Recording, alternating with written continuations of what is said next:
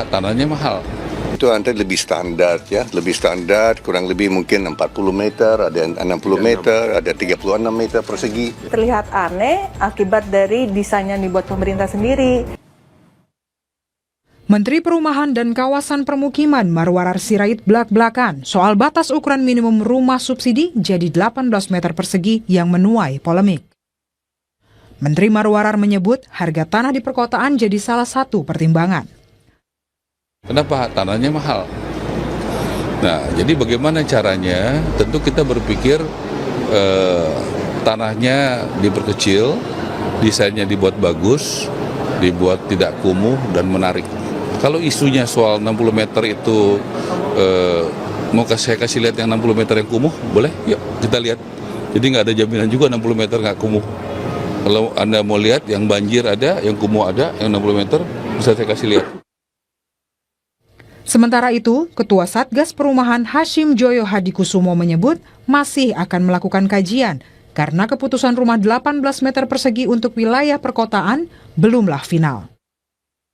Itu sedang dikaji, saya baru dicerita mengenai itu, ada gagasan itu. Tapi umumnya nanti itu antara lebih standar ya, lebih standar, kurang lebih mungkin 40 meter, ada 60 meter, ada 36 meter persegi. Itu yang standar.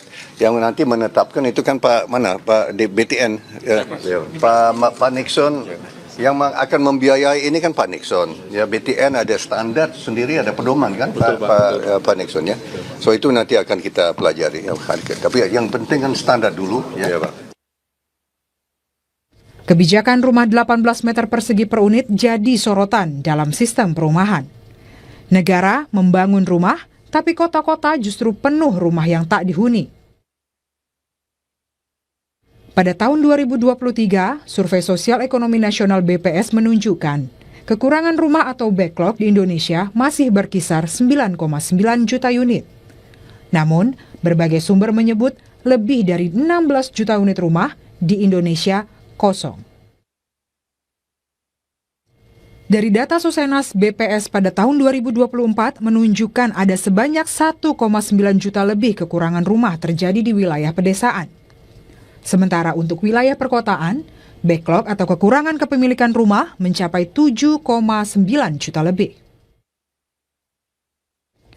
Untuk di wilayah Jakarta, menyadur data yang dimiliki Kementerian Pekerjaan Umum, dilihat dari jenis pekerjaan, pekerja non-formal mendominasi angka backlog, yakni sebesar 685.044 rumah tangga, disusul wira swasta sebesar 325.735 rumah tangga, dan di urutan terakhir ada pekerja formal yakni sebesar 52.710 rumah tangga. Rumah 18 meter persegi bisa menjadi simbol paling nyata yang terfokus pada kuantitas, yang hanya menciptakan kuantitas unit rumah namun tak bisa ditempati karena bangunannya yang sangat kecil.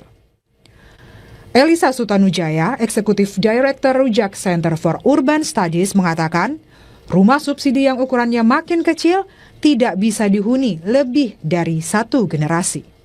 Jadi kalau kasus Jakarta bukan soal tanahnya yang tidak ada, tapi ya harusnya di-redevelop. Orang yang tadinya rumahnya satu lantai, isinya cuma satu, ya diubah menjadi yang rumahnya menjadi yang jadi 4 lantai yang isinya bisa beberapa keluarga. Jadi terlihat aneh akibat dari desain yang dibuat pemerintah sendiri.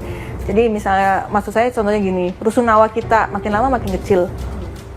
Dari yang waktu zaman kemerdekaan standarnya itu 50-an meter persegi tuh rusun atau rumah sehat. Makin lama makin kecil. Sekarang kalau misalnya rusunawa cuma tinggal ada yang 28 meter persegi, itu udah otomatis nggak bisa multi generational family.